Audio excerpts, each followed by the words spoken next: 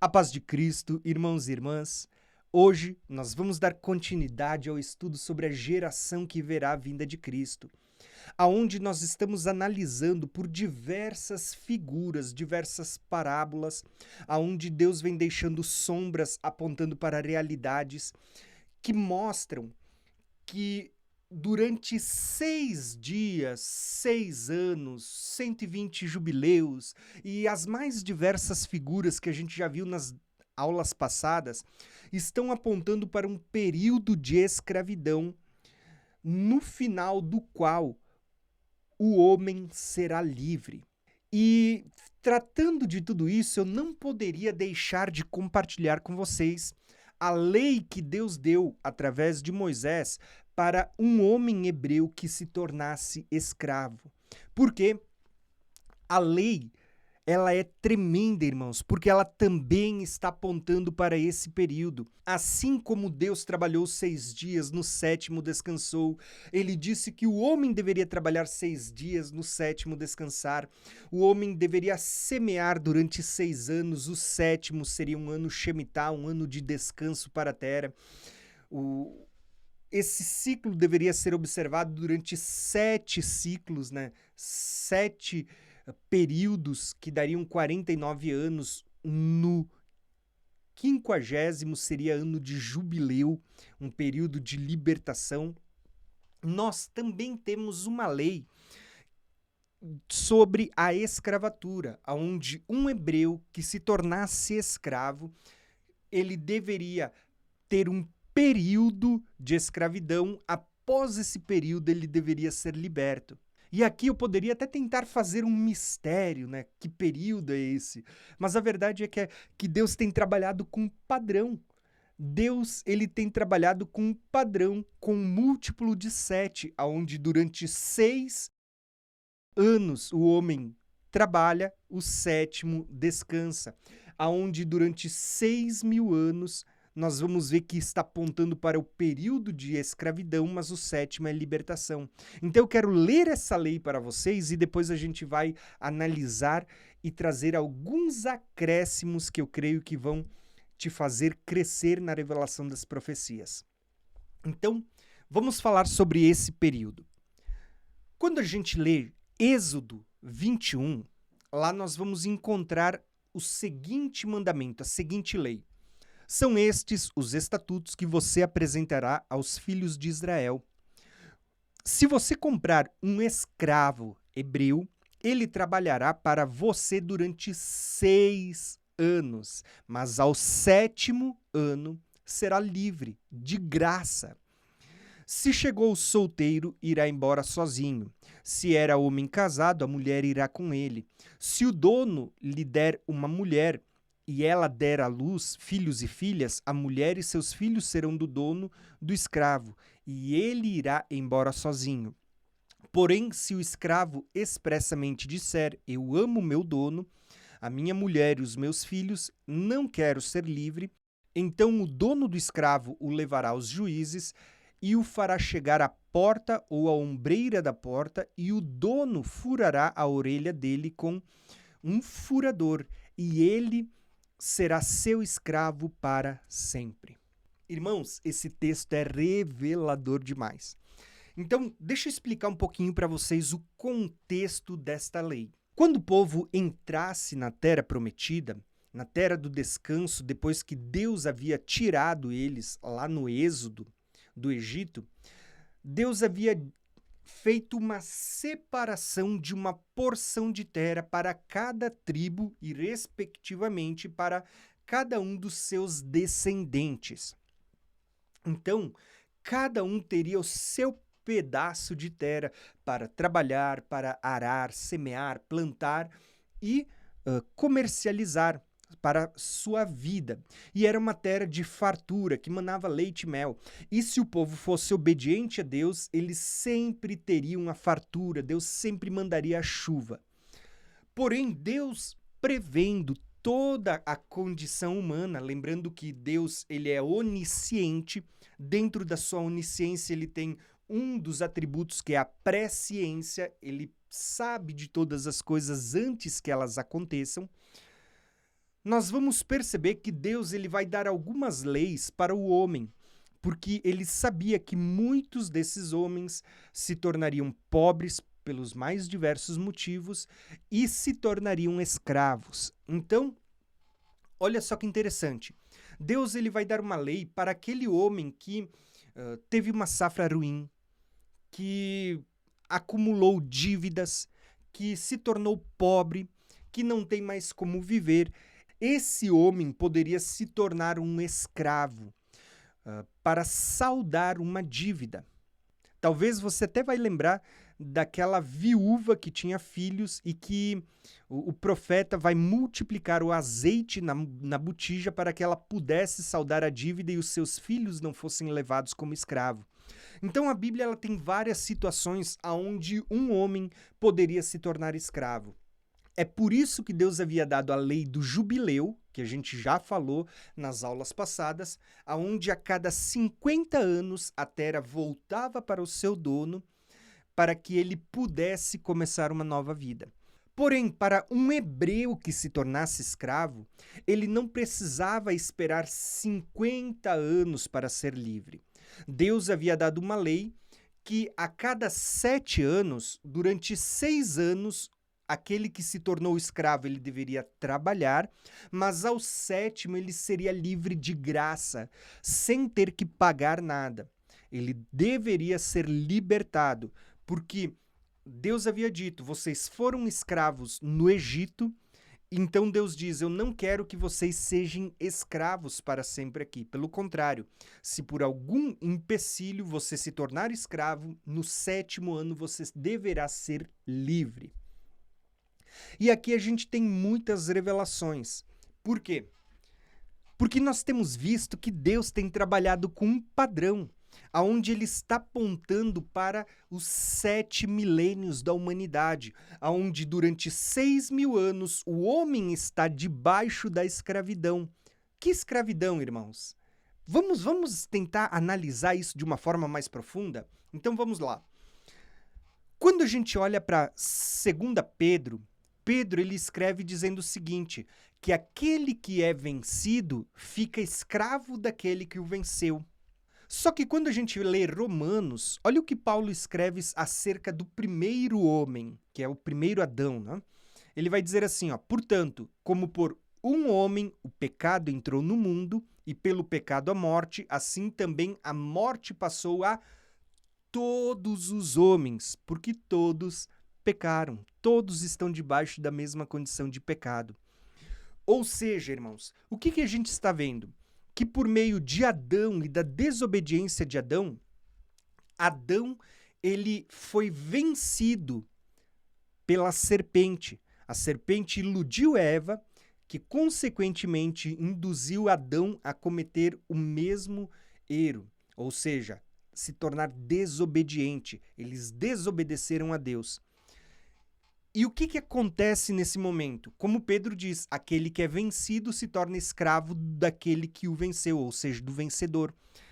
Nesse contexto, nós temos a serpente, ou diabo, Satanás, como diz em Apocalipse, a antiga serpente. O diabo, Satanás, por meio da serpente, ele vai vencer Adão.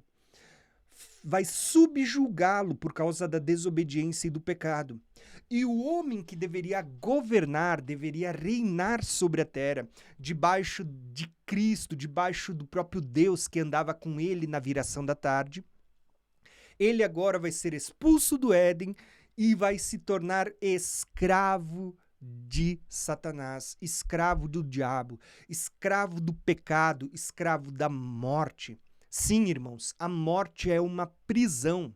Eu já vou falar um pouquinho mais disso para vocês, embora não seja o objetivo da aula. Mas a morte é uma prisão e todos aqueles que morrem estão aprisionados, aguardando o dia do juízo, onde uns serão livres por causa da justiça de Cristo, outros serão condenados a uma sentença pior do que a própria morte, né? Que é a segunda morte, o lago de fogo.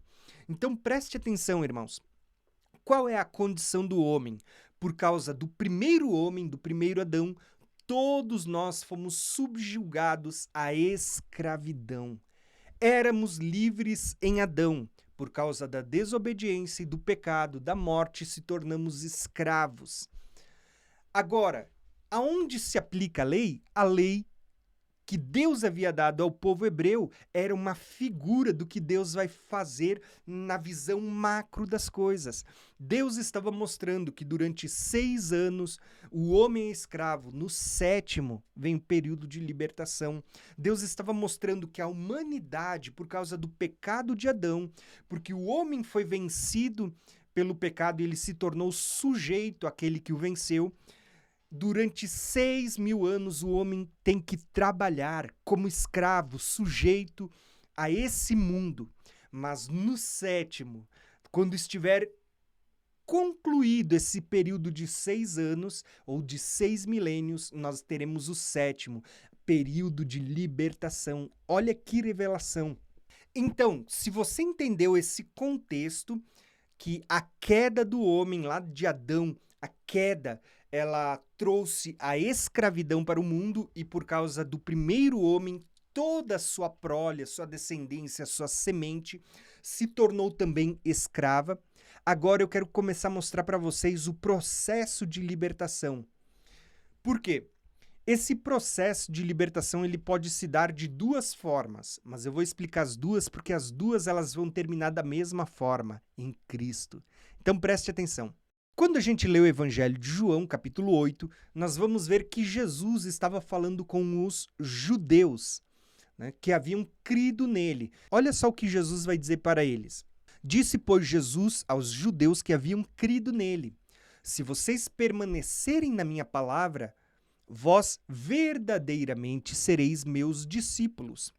E conhecereis a verdade, e a verdade vos libertará. E responderam: nós somos descendentes de Abraão, jamais fomos escravos de alguém.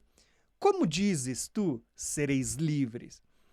E replicou-lhe Jesus: em verdade vos digo, todo aquele que comete pecado é escravo do pecado. E o escravo, ele não fica para sempre na casa, mas o filho, sim, para sempre. Se, pois, o Filho vos libertar, verdadeiramente sereis livre. Jesus estava dizendo para esses judeus que haviam se convertido, ele estava dizendo: gente, vocês precisam conhecer a verdade, porque a verdade vai libertar vocês. Só que esses judeus, eles estavam interpretando de maneira literal. Inclusive, a interpretação judaica ela é sempre de uma maneira mais literal. E quando a gente olha para os ensinamentos de Jesus, nós vamos perceber que Jesus pega muitas coisas literais e ele vai trazer camadas mais profundas de interpretação.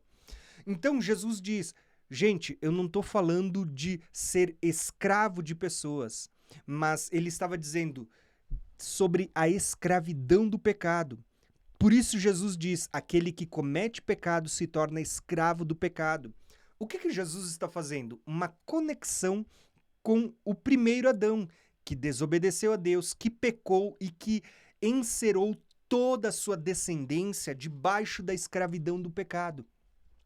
E Jesus estava dizendo: se vocês conhecerem a verdade vos libertará. Ele diz: porque aquele que peca é escravo do pecado. E ainda Jesus vai dizer: o escravo não fica para sempre na casa, mas aquele que é filho, esse fica para sempre. E lembrem, Jesus ele vai falar justamente isso, né? Que aquele que crê em Cristo se torna filho de Deus, foi-lhe dado o poder de ser feito filho de Deus. Então veja, quando você crê em Jesus e você conhece a verdade, você é resgatado, você é livre da condição de escravo, você se torna livre. E em Cristo, agora você tem a liberdade e se torna filho, não mais escravo. Por isso, Jesus termina dizendo: se o Filho vos libertar, vocês serão livres de verdade. Ou seja, como a gente já decorou na igreja, se o Filho vos libertar, verdadeiramente sereis livres. Agora, irmãos, como se dá essa libertação? Eu vou dizer para vocês: o homem, quando pecou por meio de Adão, o seu representante, ele se tornou escravo, ele contraiu uma cédula de dívida impagável, que nenhum homem poderia pagar, poderia quitar essa dívida, porque o salário do pecado é a morte. Você só consegue saldar essa dívida quando você morre. Mas Cristo vem como o Gaal, né? Para quem não sabe, essa palavra é como é chamado o Redentor ou resgatador. Então, Cristo ele vem como resgatador, porque a lei dizia que se alguém for vendido como escravo, um parente mais próximo ele poderia vir e saldar essa dívida e poderia resgatar esse seu familiar. Então, Cristo, vendo que a humanidade foi vendida pelo pecado como escravo e com uma dívida impagável, incapaz de ser paga, por aqueles que se tornaram escravo, Cristo ele vai vir como nosso resgatador e ele vai saldar a nossa dívida. Como? A Bíblia diz que o salário do pecado é a morte, ou seja, quando alguém peca, alguém tem que morrer. Cristo ele vai nos substituir, ele vai pagar a nossa dívida, ele vai morrer em nosso lugar. Olha que interessante, irmãos. Cristo, ele vai nos resgatar e vai saldar a dívida que nós tínhamos. Ele vai pagar a nossa dívida. Então, Cristo, ele vai ser considerado como nosso resgatador, aquele que vai pagar o preço da nossa dívida, aquele que vai fazer com que nós possamos ter a oportunidade de sermos livres da escravidão do pecado. Por isso que nós vamos ver vários textos bíblicos falando que foi para a liberdade que ele nos libertou, que ele nos resgatou das trevas para a luz. Nós éramos escravos, hoje podemos ter a liberdade em Cristo. Porém, nós vamos perceber que existia duas formas de alguém ser livre: quando alguém paga a dívida ou quando se completa os 6 anos de trabalho. E a verdade é que essas duas formas de libertação, elas estão apontando para Cristo. Porque preste atenção, quando alguém saldava a dívida, agora o escravo ele se tornava, na verdade, servo daquele que o comprou ou daquele que saldou a sua dívida. Então, essa é uma das formas de você ver. Mas a outra forma é, você agora se torna livre porque alguém pagou a sua dívida.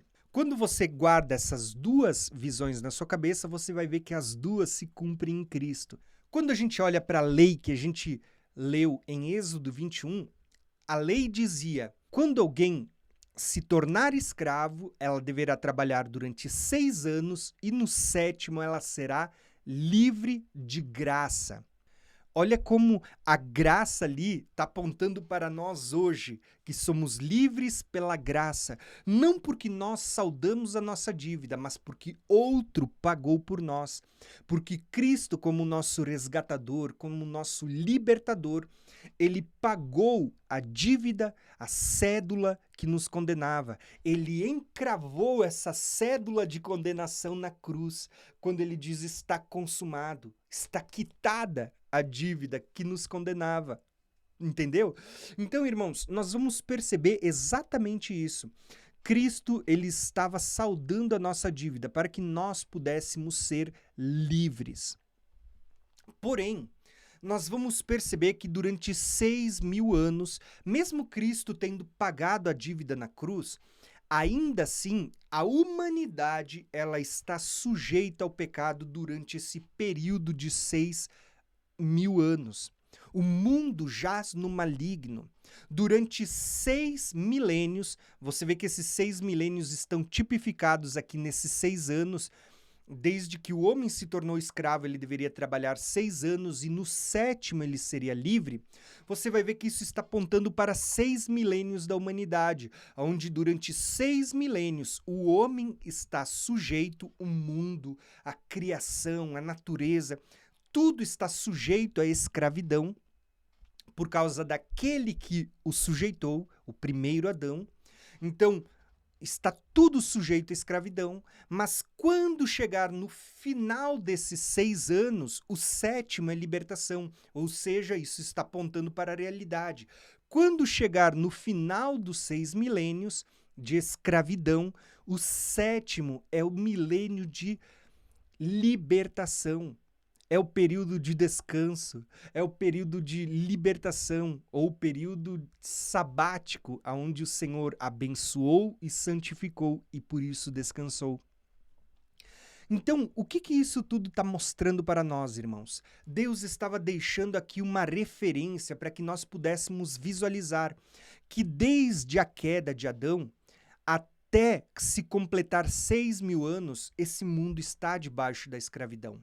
Mas quando Cristo vier, nós vamos ver que na segunda vinda de Cristo, a primeira vinda ele já veio para morrer pelos nossos pecados, para saldar a nossa dívida, para nos resgatar.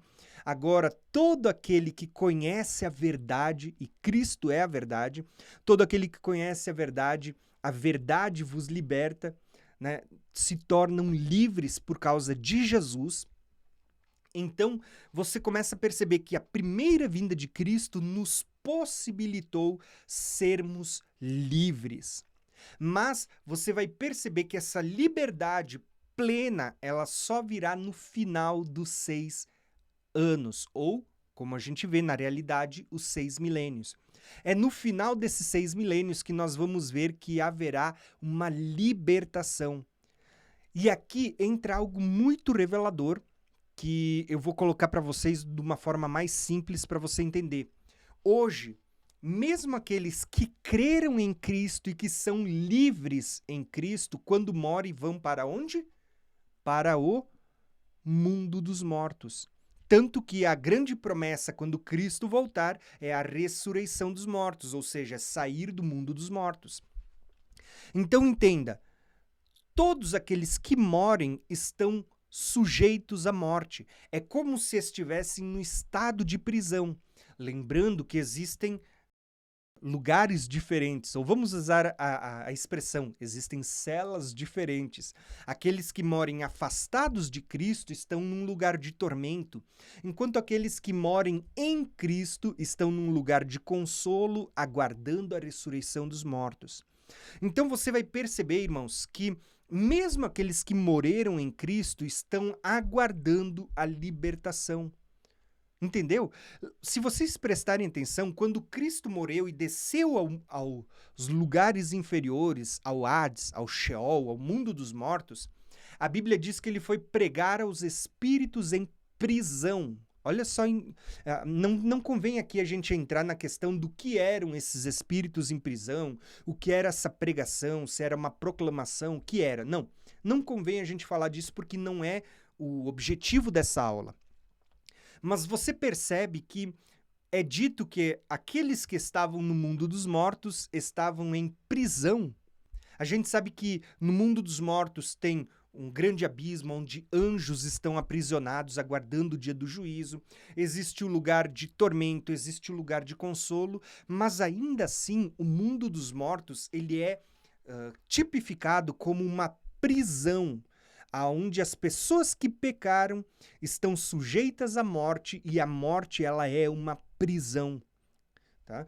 Só que o que a gente vai perceber, irmãos? Que Cristo, por meio do seu sacrifício na cruz, ele nos possibilitou a saída do mundo dos mortos, que ocorrerá por meio da ressurreição dos mortos no último dia. Jesus diz: aquele que crê em mim, ou aquele que come e bebe da minha carne e do meu sangue, esse tem parte comigo e eu ressuscitarei no último dia.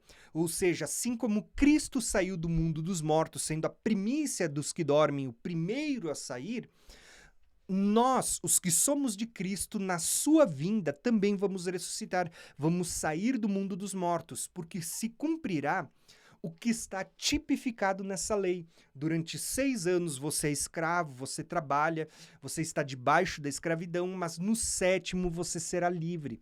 Então, todo aquele que foi comprado por Cristo, aquele que está livre por meio de Jesus, hoje já pode viver as realidades do mundo vindouro, já pode viver como livre, livre do pecado, livre da maldição, livre da condenação. Mas ainda assim, Quando você morre, você está sujeito à morte por causa daquele que lhe sujeitou lá no princípio, o primeiro Adão, que pecou por causa do pecado que entrou no mundo, a morte entrou no mundo e passou a todos nós morremos. Porém, aqueles que morem em Cristo, que conhecem a verdade, que foram livres, mesmo que moram, esse período, essa prisão tem um período determinado. Quando chegar no final dos 6 milênios, todos aqueles que foram comprados pelo sangue de Cristo, todos aqueles que foram resgatados pelo Gaal, pelo resgatador, né, pelo nosso parente, todos nós sairemos livres no final desses 6 milênios, e o 7º é de liberdade. Por isso que a Bíblia vai falar de ressurreição dos mortos. Quando que isso vai acontecer? No final de 6.000 anos. Entenderam? Durante 6 milênios, o homem está sujeito ao pecado e, por causa disso, à morte. Mas na virada do 6º para o 7º, nós vamos ter a libertação. Ou seja, o que é libertação? É a saída do mundo dos mortos. Por isso que Jesus diz, eu ressuscitarei no último dia. Por isso que Oséias vai profetizar, e a gente vai ver nas próximas aulas. Ele nos feriu e nos sarará. Depois de 2 dias nos dará vida. E ao 3º nos ressuscitará. Está falando do último milênio. Nessa transição entre o 6º e o 7º, nós vamos ver a ressurreição dos mortos acontecendo. Então, irmãos, tem muita revelação aqui. Mas o que eu quero mostrar para vocês é que Deus deu uma lei dizendo que o hebreu que se tornasse escravo, por qualquer motivo que fosse, ele deveria trabalhar 6 anos, no 7º ele seria livre. Deus estava deixando uma figura. Assim como ele trabalhou 6 dias, no 7º ele descansou. Assim como o homem deve trabalhar 6 dias, no 7º descansar. Assim como um dia para Deus é como 1 milênio, é como 1000 anos. Então, durante 6.000 anos Deus trabalha. Jesus diz, eu e o Pai trabalhamos até hoje. O 7º é o milênio do descanso, por isso que Jesus é chamado de o Senhor do sábado, porque o 7º milênio é chamado de o ano sabático, o milênio sabático, onde Cristo vai estabelecer o reino milenar. Então ele é o Senhor do 7º milênio também, irmãos. Nós vamos perceber que Deus dá uma lei. Durante 6 anos o escravo ele deve trabalhar, mas no 7º ele será livre da escravidão. O que Deus estava mostrando? Que aqueles que conhecem a verdade, que são libertos pela verdade, no 7º, nessa transição do 6º para o 7º, também serão livres. E a liberdade não diz respeito apenas ao que a gente já pode viver hoje em Cristo. Mas a liberdade também fala de sermos livres da morte, do cativeiro da morte. Porque embora muitas vezes as pessoas não enxerguem, mas a morte também é considerada uma prisão, onde todos aqueles que morrem estão aprisionados ao mundo dos mortos. Mas quando Cristo voltar, nós seremos livres por meio da ressurreição dos mortos. E se cumprirá o que Jesus diz a Pedro: as portas do inferno não prevalecerão contra a minha igreja. Quando Cristo vier, as portas do inferno se abrirão e os mortos sairão, ressuscitarão e reinarão com Cristo por 1000 anos. E não só durante os 1000 anos, que é o reino milenar aqui, mas também por toda a eternidade. Porque no reino milenar, ou seja, o 7º, nós vemos sendo dado o início desse reino eterno, profetizado em Daniel e em tantos outros profetas. Então, irmãos, você conseguiu compreender essa revelação? Quando você olha para isso, você vai ver como isso está alinhado com o todo que a gente já vem estudando. Com os 7 dias da criação, com os 144.000 que aponta, que está tipificado nesses 6 milênios, com aqueles côvados do rio de Ezequiel, que apontava para 4.000 côvados, 4 milênios, até que viesse a plenitude dos tempos. Mas ainda existe mais 2 côvados, 2.000 côvados, até cruzarmos o Rio Jordão, onde fala das águas se abrindo para a arca passar, que fala do céu se abrindo. Então, é como se esses côvados estivessem apontando para um período, uma medida, não de comprimento, mas de tempo. Olha que interessante isso, né? como está tipificado nos mais diversos temas que a gente já veio tratando nas aulas anteriores. Então, irmãos, eu não vou falar tudo aqui nesse final, porque senão a gente teria que estudar tudo que a gente já estudou.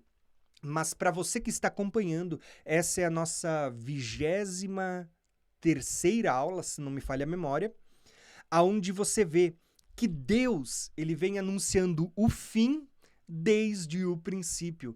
Como Deus vem anunciando por meio de figuras, de parábolas, aonde Deus usa eventos da história e personagens, leis, palavras que Deus deixou escrito no Velho Testamento, apontando para a realidade desses 6.000 anos e do 7º, que é o milênio que ele vai reinar sobre a terra. Eu sei que tem muita coisa, a gente não vai conseguir fazer um resumo agora no final, visto que a gente já vem gastando mais de 20 aulas, mas eu digo para vocês, tem muita revelação, porque a gente está apenas na metade. A próxima revelação que eu quero compartilhar agora na aula que vem, eu digo para vocês, ela é fantástica.